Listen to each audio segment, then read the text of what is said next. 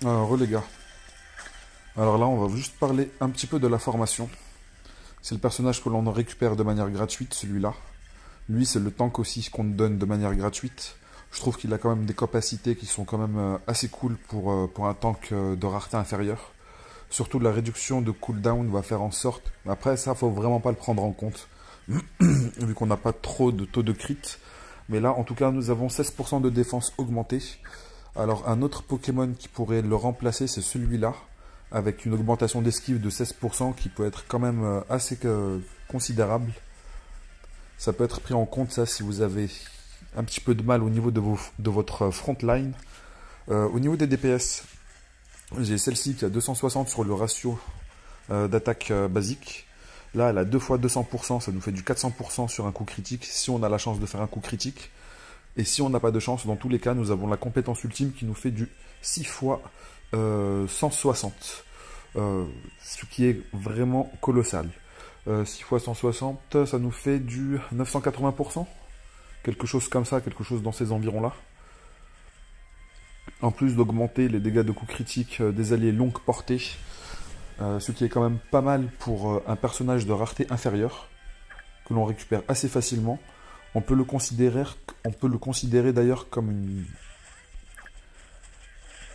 une amélioration inférieure de cette unité-là. Excusez-moi, je me suis trompé, c'est pas celle-ci.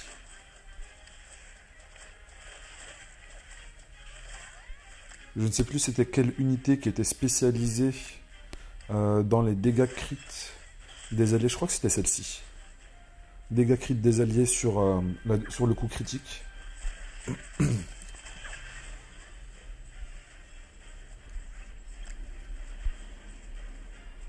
Sauf que là, on l'a sur la compétence. Du coup, dès qu'elle va faire la compétence, elle va pouvoir buff les alliés distants avec cette augmentation de dégâts. 140% sur le ratio d'attaque basique, enfin d'attaque normale. 310 sur le coup critique et du 760 sur la compétence. Augmentation de la puissance d'attaque de tous les alliés de 16%. Avec un ratio quand même de 760. Là, c'est du 90%, c'est vraiment faible. Mais c'est surtout pour l'augmentation d'attaque. Ici, nous avons une augmentation du critique seulement pour elle-même de 16%. Et une possibilité de réduire la défense de 16% également. Avec de bons ratios sur le coup critique. Et vu qu'elle a une augmentation de coup critique, elle a plus de chances, on va dire, de placer le debuff. Le debuff qui est vraiment très important. Taux critique de base 9,84 actuellement. On rajoute 16. Ça nous fait du 25%. Donc on va quand même placer assez facilement le debuff. Voilà, c'était juste pour vous parler de la formation. Il y a d'autres personnages, je pense, qui pourraient être utilisables. 400% ici. Mais ce n'est pas le sujet. Là, le sujet, c'était plutôt vous donner ma formation, celle que j'utilise.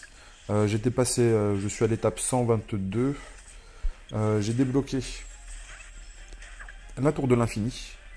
Ici, tour des épreuves. Là, je suis encore en train d'avancer dessus avec la formation dont je vous ai parlé. Et nous sommes très très proches du niveau 5. Plus que 150 poules. On se tient au courant, les gars. Allez, ciao ciao.